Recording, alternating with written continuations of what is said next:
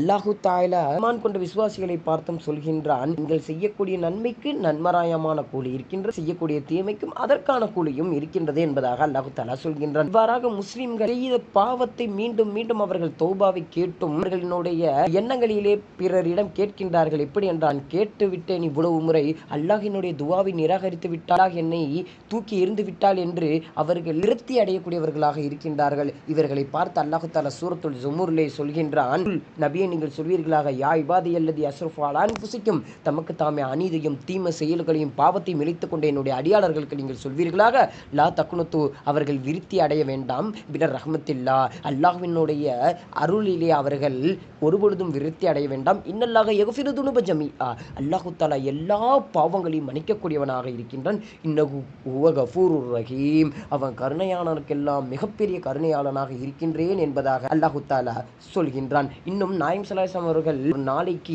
கிட்டத்தட்ட 70 முறை அவர்கள் தௌபா கேட்கக்கூடியவர்களாக இருப்பார்கள் என்பதை ஆயிஷா ரலியல்லாஹு தஆலா அவர்கள் அறிவிக்கின்றார்கள். ஆகவே நீங்கள் ஒருபொழுதும் நம்பிக்கை இழக்க வேண்டாம் சகோதரர்களை, நீங்கள் மீண்டும் மீண்டும் ரப்பிடம் முறையிடுங்கள். அவனுடைய தௌபாவை பெற்று நாம் எல்லாம் பாவம் இல்லாதவர்களாகவும், இன்னும் பாவத்தின் பக்கம் மீண்டும் செல்லாதவர்களாகவும், இன்னும் அவனிடமே சரண அடையக்கூடிய வாழ்க்கையும், இன்னும் தௌபாவோடு வாழக்கூடிய நசீபை வல்ல ரஹ்மான் தௌஃபீக் செய்வானாக.